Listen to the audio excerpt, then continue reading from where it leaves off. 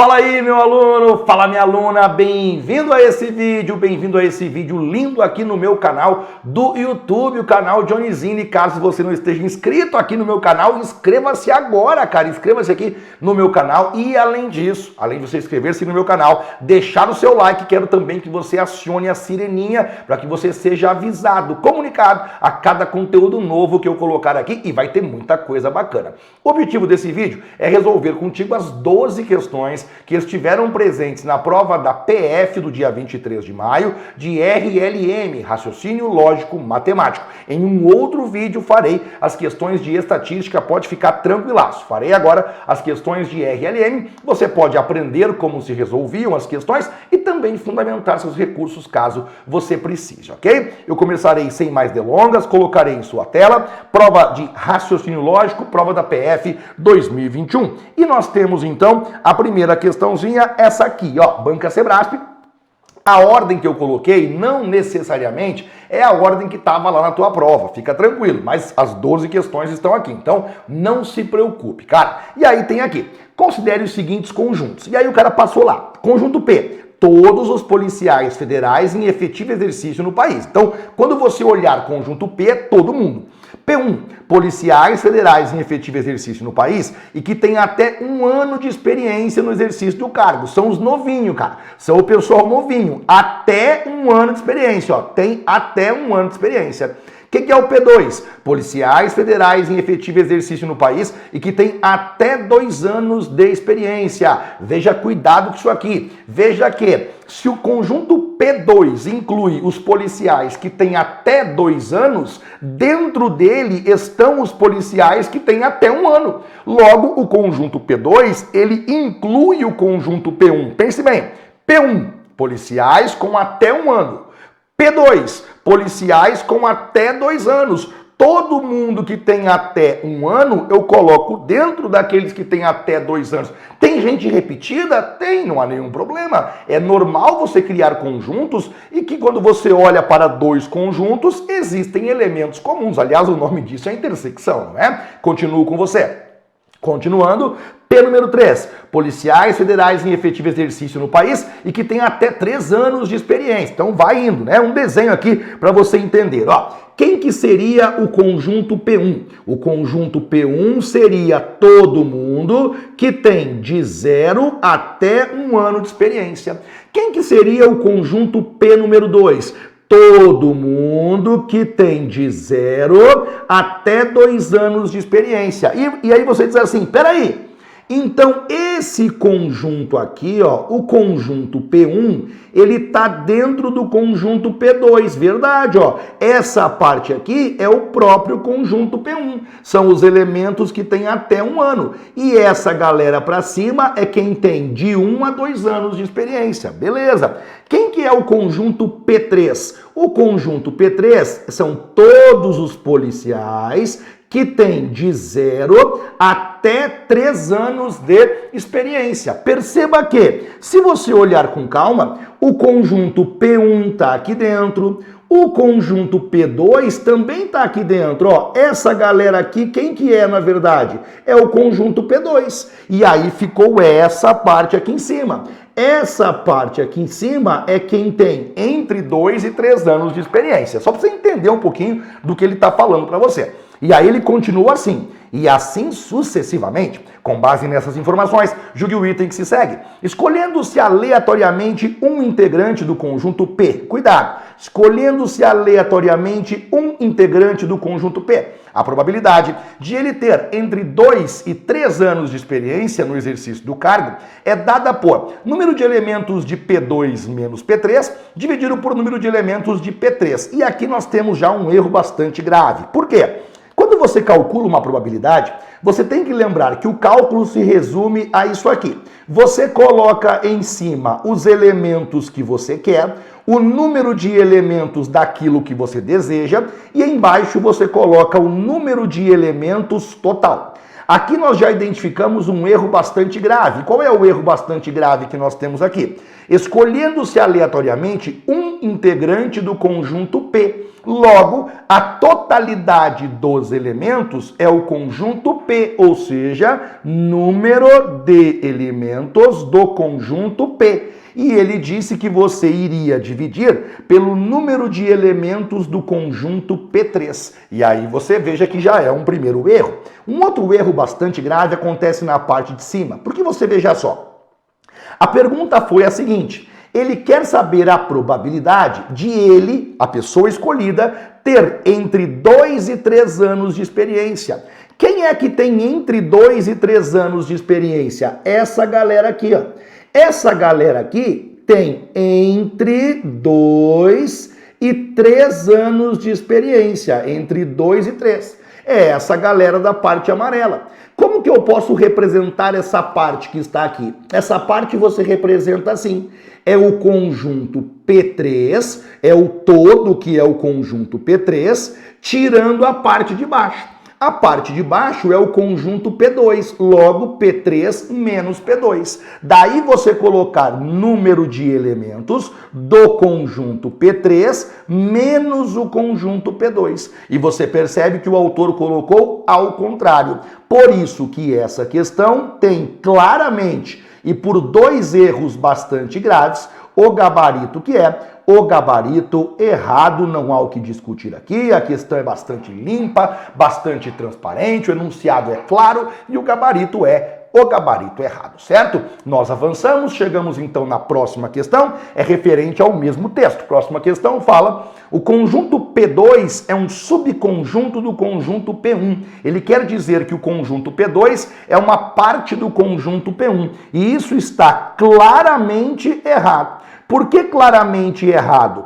Quem é subconjunto é o conjunto P1 e não o conjunto P2. O conjunto P1, esse sim, ele é um subconjunto do conjunto P2. Por quê? O P1 são os policiais com até 1 ano de experiência e o P2 são aqueles que têm até 2 anos. Claramente, os policiais do P1 ficam dentro do conjunto P2. Logo, o conjunto P1 é um subconjunto do conjunto P2 e não o que ele falou, que é o contrário. Por isso, claramente errado. E aqui também, questão limpa, transparente, não há o que discutir em relação a ela, gabarito errado, tranquilo, tranquilo. A próxima questão fala o seguinte: o conjunto P é igual à união infinita dos conjuntos P1, P2, P3 e assim por diante. Pois muito bem. Que o conjunto P é a união dos outros conjuntos, não fica muita dúvida. Porque você veja só, o conjunto P é o conjunto de todos os policiais em efetivo exercício. Então você veja só, se o conjunto P é o conjunto de todos os policiais, ele obviamente vai ser a união dos outros conjuntos. Ah, mas vai ter elemento repetido, não tem problema, porque a união de conjuntos já resolve essa demanda. A união de conjuntos já sabe e já conta com o fato de que há elementos repetidos. Ela nunca coloca 2 vezes, é importante lembrarmos disso, né? Ela não coloca 2 vezes em hipótese alguma. Tá, mas tem gente que fala que essa questão tinha que ser anulada. E pode ser a argumentação aqui para tentar um recurso. Qual é a argumentação que nós temos aqui para tentar um recurso? A argumentação que nós temos é: como assim união infinita? Não termina nunca? Porque você veja só o que acontece aqui. Se nós estamos falando sobre P1, policiais que têm até 1 ano de experiência. P2, policiais com até 2 anos de experiência. P3, policiais com até 3 anos de experiência. Peraí, se eu falar então do P infinito, vão ser policiais que têm até o infinito de experiência? E se for o P80, policiais com até 80 anos de experiência, se for o P120, policiais com até 120, então ficou algo meio estranho.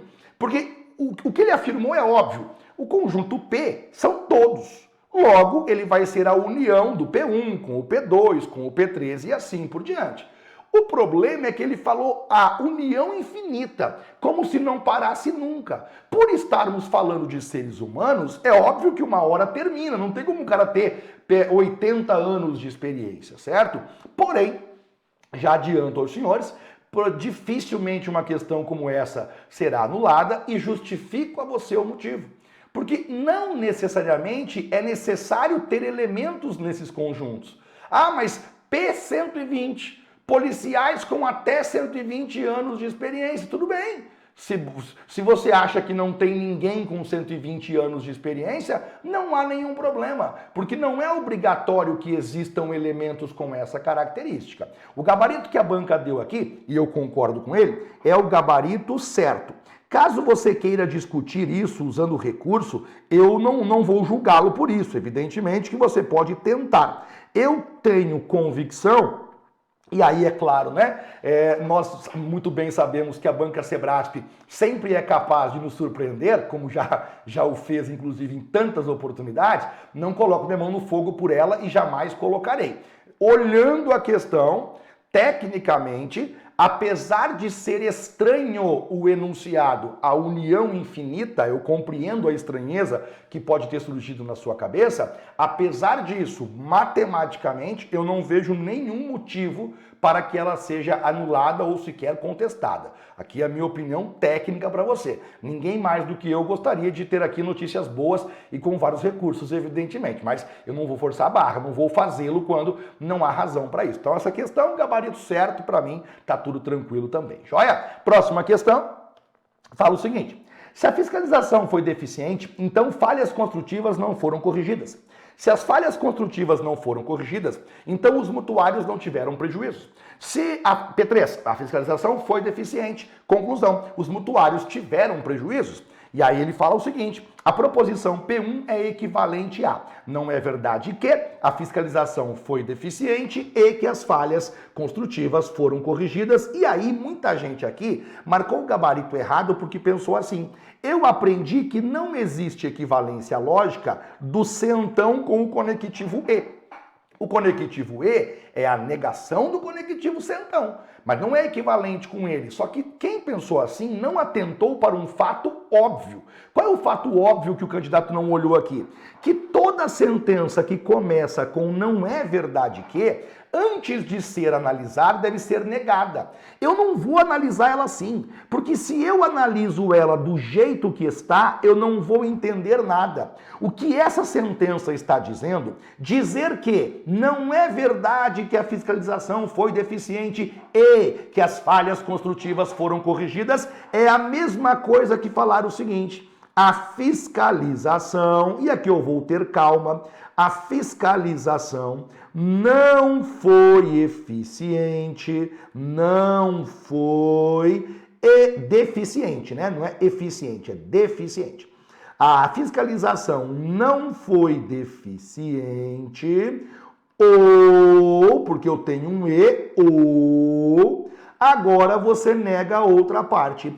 As falhas construtivas não foram corrigidas. As falhas construtivas não foram corrigidas, portanto, não foram. Johnny, você negou tudo? Sim. Porque toda e qualquer sentença que começa com não é verdade que, você não vai conseguir interpretá-la do jeito que ela está. Para que você interprete, compreenda, o não é verdade que significa negue tudo que ficou depois. É isso que eu estou dizendo. Não é verdade que a fiscalização foi deficiente e que as falhas construtivas foram corrigidas. É a mesma coisa que dizer a fiscalização não foi deficiente ou as falhas construtivas não foram corrigidas. Agora você compara. Pegando essa sentença aqui, agora você vai compará-la com a proposição que é a proposição P1. A proposição P1 está aqui embaixo, ó. Se a fiscalização foi deficiente, então, aí lembrando a você que eu tenho a partícula C aqui no começo, essa vírgulazinha é a palavra então. Então, falhas construtivas não foram corrigidas. Vejamos, conectivo ou conectivo então. Existe equivalência do conectivo ou para o conectivo então? E como que eu vou verificar se são equivalentes? Veja, a primeira parte, essa parte aqui, obrigatoriamente deve ser negada. Para que você tenha uma equivalência lógica do conectivo sentão para o conectivo ou, a primeira parte deve ser obrigatoriamente negada. Vejamos bem, a fiscalização foi deficiente. Venha cá, a fiscalização não foi deficiente, certo? Ele negou a primeira parte. Obrigatoriamente, a segunda parte deve ser repetida. Não podemos mudar nada. As falhas construtivas não foram corrigidas. Essa parte eu sou obrigado a repetir. Vamos ver? As falhas construtivas não foram corrigidas. As falhas construtivas não foram corrigidas. Também tá certo. E aí nós temos a troca do sentão pelo conectivo ou. Logo, as duas sentenças são logicamente equivalentes. Esse gabarito claramente é o gabarito certo e não há também aqui nesse caso nada a ser discutido, nada a ser comentado. Eu entendo que na hora da prova, com nervosismo, não tenha percebido que o não é verdade que exige que você faça negação. Ele exige a negação e aí depois, negando, aí você interpreta e usa a resposta que você obteve. Se na hora da prova não teve essa perspicácia, vida que segue,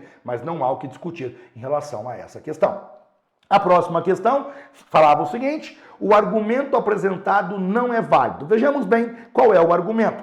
A proposição P1, ela dizia e diz basicamente o seguinte: se a fiscalização foi deficiente, veja, F de fiscalização, D de deficiente. Então, e após o então, falhas construtivas não são corrigidas. Aí você coloca lá, não foram corrigidas. Falhas construtivas não corrigidas. Pronto, é a primeira proposição. A proposição P de número 2 fala o seguinte: se as falhas construtivas foram corrigidas, então os mutuários não tiveram prejuízos. Mutuários não prejuízos. P3, a fiscalização foi deficiente, portanto, P número 3, a fiscalização foi deficiente. Conclusão, os mutuários tiveram prejuízos. O autor está dizendo que esse argumento não é válido, usemos a técnica apropriada. A premissa, como você já sabe, obrigatoriamente tem que ser verdadeira. Johnny, isso é um fato, é uma regra sempre. Quando eu vou validar um argumento, a técnica básica é premissa obrigatoriamente tem que ser verdadeira. Tá, e a conclusão? Não sei. Se eu soubesse a conclusão, se eu tivesse certeza que a conclusão é verdadeira, eu já diria que o argumento é válido. Se eu tivesse certeza que a conclusão é falsa, eu já diria que o argumento não é válido. Fato é que eu não sei.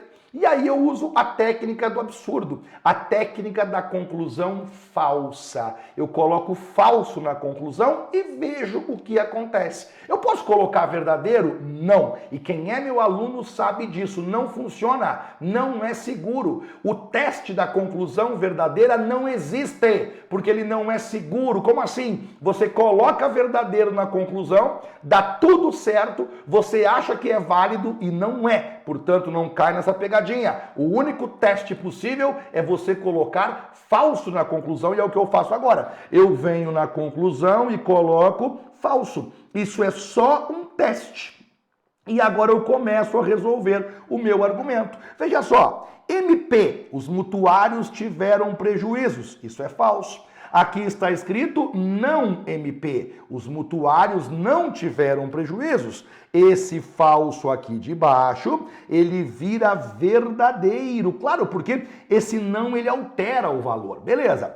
Perceba que no conectivo sentão, o verdadeiro não volta. Não é obrigatório que ele volte. Eu fiquei travado nessa situação. Quando eu tenho um verdadeiro aqui, na verdade é o seguinte.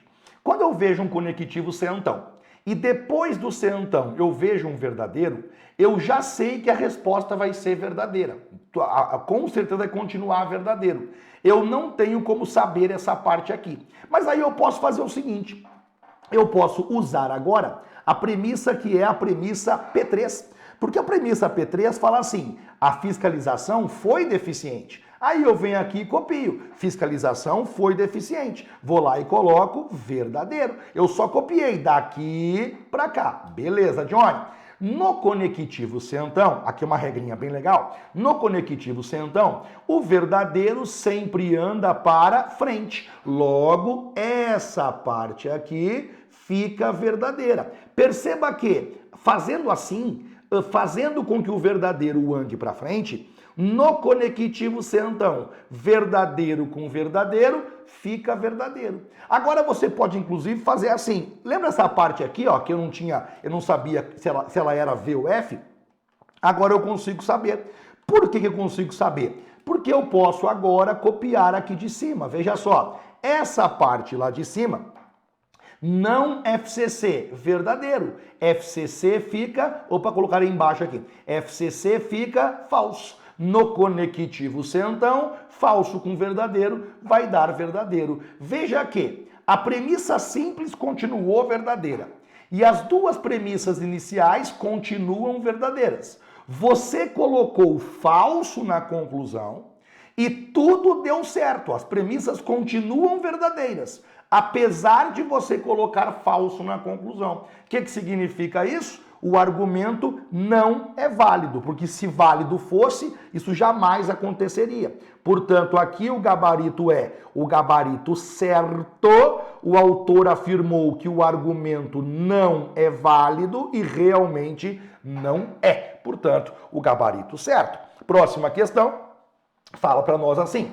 A tabela verdade da proposição condicional associada ao argumento tem menos de 10 linhas. Veja, todo o argumento é uma condicional. É uma condicional onde você junta as premissas através do conectivo e, então você chega em uma conclusão. Quer ver? Proposição 1 e proposição 2 e proposição 3. Então, conclusão. Então, sempre que nós falamos de um argumento, lá dentro, na estrutura do argumento, tem um conectivo centão. Se, premissas, então, conclusão. Basicamente é isso. Quando ele faz a pergunta dessa maneira, ele quer saber o seguinte: juntando tudo que eu passei e fazendo uma tabela verdade só, com tudo junto, quantas linhas teria? E aí o que você faz é o seguinte, você conta o número de sentenças diferentes que nós temos aqui. Você veja só, a fiscalização foi deficiente. Essa é a primeira sentença. Uma segunda sentença, falhas construtivas não são corrigidas.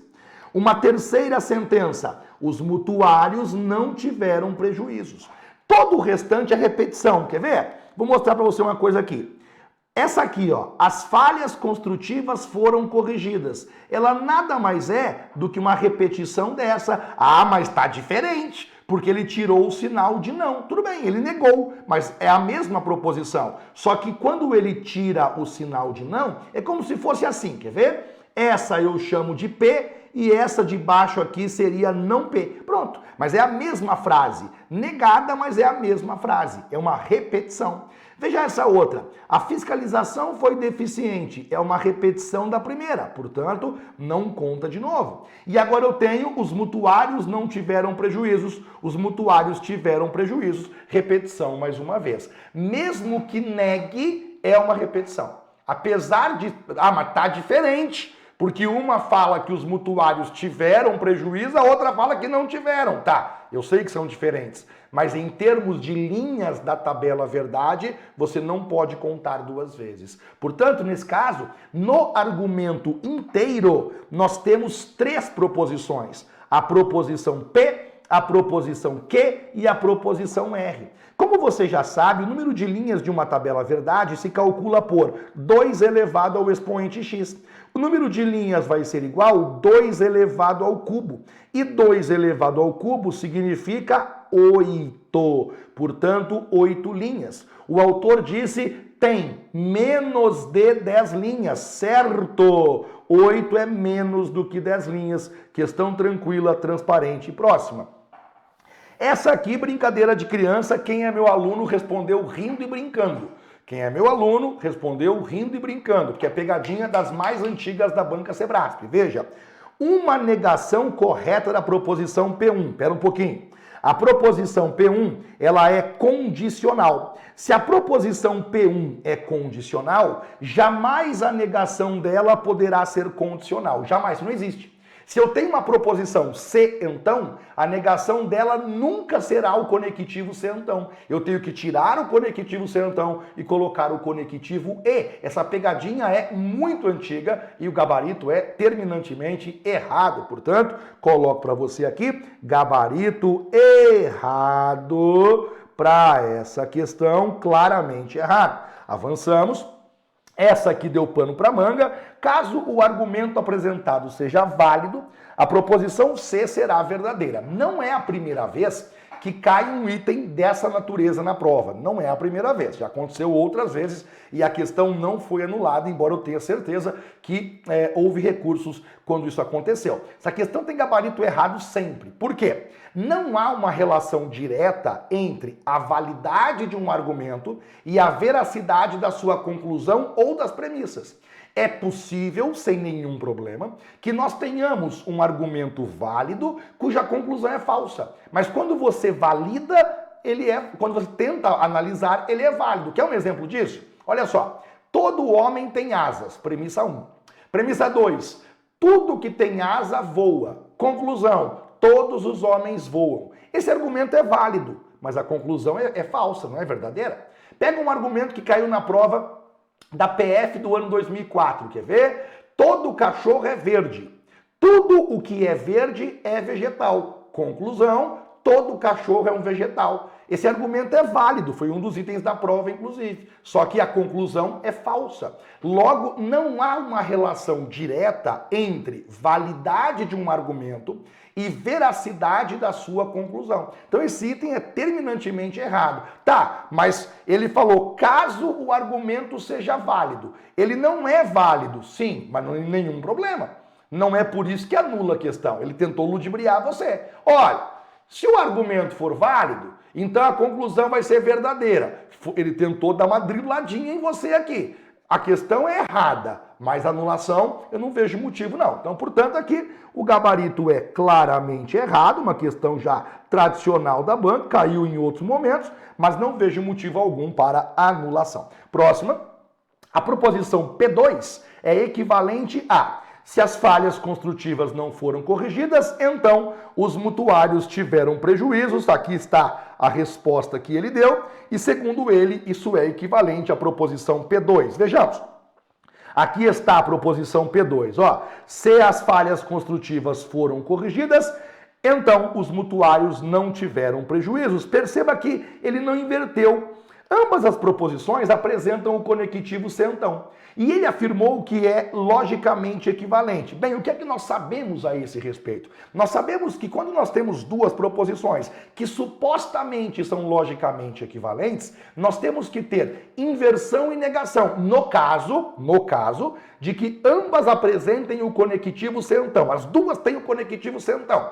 Para que elas sejam equivalentes, é obrigatório inverter e é obrigatório negar. Como assim inverter? Essa parte aqui, ó, as falhas construtivas não foram corrigidas, ela tinha que ter ido lá para o final. E você percebe que não foi feito isso. Ele manteve aqui no começo, ó, as falhas construtivas foram corrigidas. Ele negou. Porque antes dizia não foram corrigidas, agora diz que foram corrigidas. Ele negou a sentença, mas ele não inverteu. A mesma coisa aconteceu com o final. Os mutuários tiveram prejuízos, os mutuários não tiveram prejuízos. Ele negou, porém não inverteu. Quando ele nega, porém não inverte, o gabarito é claramente o gabarito errado. Essas duas sentenças não são logicamente equivalentes. Esse modelo de questão já bastante batido, um bom aluno, um aluno médio, inclusive, já acertaria esse itemzinho aqui. E aí, nós avançamos agora sobre a parte de princípios de contagem.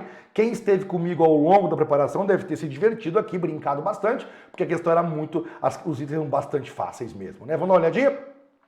Para realizar uma operação de busca e apreensão em duas localidades diferentes, devem ser deslocadas duas equipes, cada uma delas composta por um delegado, um escrivão e 2 agentes. Tendo por base essas informações, julgue o item seguinte: se estiverem disponíveis no momento de formação das equipes 3 delegados, 4 escrivães e 6 agentes, o número de maneiras distintas de se montar as duas equipes é superior a 6.500. E aí você veja só, eu tenho a primeira equipe E aí, depois que eu fizer a primeira equipe, eu vou ter a segunda equipe. Muito bem, então primeira equipe, segunda equipe. A primeira equipe tem que ser composta por um delegado, um escrivão e 2 agentes. Então eu vou fazer o seguinte, ó. Quem é que está disponível no momento da formação da equipe? O que é que nós temos à disposição? Nós temos 3 delegados, nós temos 4 escrivães e nós temos 6 agentes. Vou começar, vou fazer agora a primeira equipe. Quando eu faço a primeira equipe, eu começo então com o seguinte: quantos delegados nós temos? 3. Quantos delegados eu preciso? Preciso de um só. Logo, combinação dos 3 delegados, eu vou escolher um, beleza? Agora eu preciso de um escrivão. Quantos escrivães tem? Tem 4. Eu preciso de um. Portanto, combinação de 4, você escolhe um. Agora eu preciso de 2 agentes. Quantos agentes tem? 6. Eu vou escolher 2. Portanto, combinação de 6, você escolhe 2. Perceba que havia 3 delegados. Um você escolheu. Sobraram 2 delegados. Havia 4 escrivães. Um você escolheu. Sobraram 3 escrivães. Havia 6 agentes, 2 você escolheu, sobraram 4 agentes. Agora eu vou montar a segunda equipe. A segunda equipe eu preciso de um delegado, um escrivão e preciso de 2 agentes. Só que agora tem 2 delegados, portanto, combinação de 2 delegados, você escolhe um. Agora tem 3 escrivães, combinação de 3, você escolhe um. Agora tem 4 agentes. Combinação de 4, você escolhe 2. Você vai multiplicar tudo. E por quê? Eu vou escolher delegado, e vou escolher escrivão, e vou escolher agente, e vou escolher outro delegado, e vou escolher outro escrivão, e vou escolher outro agente. Agora você então calcula as combinações. A combinação de 3 para 1 é 3 vezes. A combinação de 4 para 1 é 4 vezes. A combinação de 6 para 2 vale 15 vezes de novo. A combinação de 2 para 1 vale 2 vezes. A combinação de 3 para 1 vale 3 vezes. A combinação de 4 para 2 ela vale o número 6. E agora nós temos então que multiplicar basicamente esses valores todos. 3 vezes 4 é 12.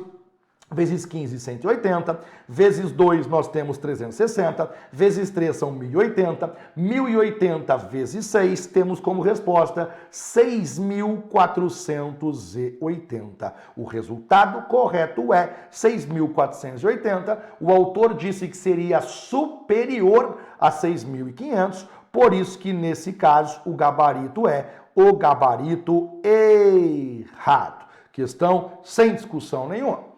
Próximo item, se estiverem disponíveis no momento de formação das equipes exatamente 2 delegados, 2 escrivães e 4 agentes, o número de maneiras distintas de se montar as 2 equipes é igual a 4 fatorial. Veja, cuidado, muita gente aqui errou a questão e questionou o seguinte: 4 fatorial é que 4 fatorial vale 24. E outra, alguns questionaram, veja, tá errado, porque a primeira equipe, o número de maneiras realmente é 4 fatorial. Mas quando você monta a segunda equipe, não, cuidado. Ele não quis dizer que cada uma delas o número de maneiras é 4 fatorial. Ele quis dizer, para você montar as 2 equipes consecutivamente, o total de possibilidades é 4 fatorial. E isso está certo. Por que é que isso está certo? Dá uma olhada. Eu tenho que fazer a primeira equipe e eu tenho que fazer a segunda equipe. Muito bem. Então, faço a primeira equipe e faço a segunda equipe. Beleza. A primeira equipe tem um delegado, um escrivão, 2 agentes. A segunda equipe tem um delegado, um escrivão e 2 agentes. E aí você veja só. Disponíveis, aqui mudou, porque agora ele trocou o item para nós, ele passou uma outra quantidade, portanto, disponível. Disponível tem 2 delegados, 2 escrivães e 4 agentes. Vou montar a primeira equipe agora, vou lá fazer a montagem da primeira equipe. A primeira equipe eu tenho combinação de 2 para 1, combinação de 2 para 1 e combinação de 4 para 2. Por quê? Tem 2 delegados, eu preciso de um delegado, combinação de 2 para 1. Tem 2 escrivães, eu preciso de um escrivão, combinação de 2 para 1. Tem 4 agentes, eu preciso de 2 agentes, combinação de 4 para 2. Multiplica tudo. Isso aqui fica 2 vezes 2 vezes 6. Muito bem. E a segunda equipe, Johnny? Perceba como não tem que fazer nada. Porque tinha 2 delegados, sobra um delegado. Tinha 2 escrivães, sobra um escrivão. Tinha 4 agentes, sobram 2 agentes. Cara, é exatamente o que você precisa. Você tem que ter um delegado, um escrivão, 2 agentes. Sobrou exatamente o que você precisa. Sabe o que significa isso? Que não tem aumento para você fazer a segunda equipe. Porque exatamente o que sobrou é o que compõe a segunda equipe. Para ser mais claro, quando você monta a primeira equipe, automaticamente está pronta a segunda equipe. A resposta vai ser 24. Mas caso você quisesse fazer, tá bom, faço para você. Vamos lá. Combinação. Quantos delegados sobraram? 1. Quantos você precisa? 1. Quantos escrivães sobraram? 1. Quantos você precisa? 1. Quantos agentes sobraram? 2. Quantos você precisa? 2. Multiplica tudo. Sabe quanto que é a combinação de 1 para 1? É 1. E a combinação de 1 para 1? É 1. E a combinação de 2 para 2? É 1. Quando sobra exatamente o que você precisa, se você for tentar fazer o cálculo, tudo vai dar 1. E é multiplicação isso aqui. Você vai multiplicar tudo. Multiplicar por 1 não muda nada. Essa multiplicação é igual a 24, ou seja, eu tenho 24 maneiras de montar as duas equipes. Ele falou 4 fatorial, tá certo? Porque 4 fatorial é a mesma coisa que 4 vezes 3 vezes 2 vezes 1. Logo, o gabarito é, para essa questão, sem sombra de dúvida, o gabarito certo. Chegamos então na última questão. Se estiverem disponíveis no momento da formação das equipes, exatamente 2 delegados, 2 escrivães e 4 agentes. O número de maneiras distintas de montar as duas equipes seria igual ao número de maneiras distintas de se montar, escolhendo-se entre esses mesmos profissionais uma única equipe. Ou seja, o que ele quis dizer, o número de maneiras de montar as duas equipes é o mesmo de você montar uma equipe só. Tá certo. Porque se eu monto uma equipe só, vai dar 24. Se eu monto 2 equipes, vai dar o mesmo 24. Porque vai sobrar a mesma quantidade de antes. Dá uma olhada. Ele falou 2 delegados, 2 escrivães, 4 agentes. Que foi esse cálculo aqui, 2 delegados, 2 escrivães e 4 agentes. Imagine que eu quisesse montar só a primeira equipe. Eu teria 24 possibilidades. Eu quero montar as duas equipes. Continua sendo 24. Porque quando eu monto a segunda equipe, é tudo 1. Imagine só, vamos montar só a primeira equipe. Quantas maneiras nós temos? Faz o seguinte, vamos lá. Fazer aqui, Somente a primeira equipe. Vou montar somente a primeira equipe. O número de maneiras de você montar somente a primeira equipe vai ser 24, que vai ser isso aqui, Tem 2 delegados, eu preciso de 1, combinação de 2 para 1. Tem 2 escrivães, eu preciso de 1. Tem 4 agentes, eu preciso de 2. 2 vezes 2 vezes 6, essa resposta é 24. Aqui eu montei somente a primeira equipe e a resposta ficou 24.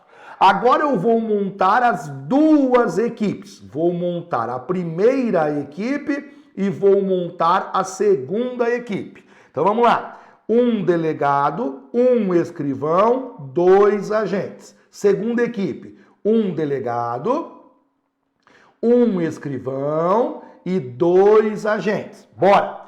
Quantos delegados eu tenho no começo? 2. Eu preciso de 1. Quantos escrivães tem no começo? 2. Eu preciso de 1. Quantos agentes tem no começo? 4. Eu preciso de 2. Quantos delegados sobraram? 1, eu preciso de 1. Quantos escrivães sobraram? 1, eu preciso de 1. Quantos agentes sobraram? 2, eu preciso de 2. Multiplica tudo. Eu estou montando as duas equipes. Combinação de 2 para 1 é 2, combinação de 2 para 1 é 2, combinação de 4 para 2 é 6. Combinação de 1 para 1 é 1, combinação de 1 para 1 é 1, combinação de 2 para 2 é 1. Multiplicando tudo, 24. Ou seja, o número de maneiras de montar somente a primeira equipe é o mesmo de você montar as duas equipes. Por isso que esse gabarito é o gabarito certo e também não temos o que discutir em relação a essa questão. Resolvi, portanto, as 12 questões da prova da PF do dia 23 de maio de 2021. Não vejo motivo algum para nenhum recurso, embora duas questões tinham enunciados que poderiam suscitar em você algum tipo de dúvida, não entendeu direito, mas matematicamente falando, eu não vejo nenhum motivo para recurso, para anulação ou troca de gabarito. Porém, é importante que se diga que na prova de 2018, uma questão foi anulada e não havia motivo nenhum para anulação dela. E ela foi anulada. Então, não quer dizer que, uma vez que você faça recurso, não seja acolhido. Pode ser que você consiga.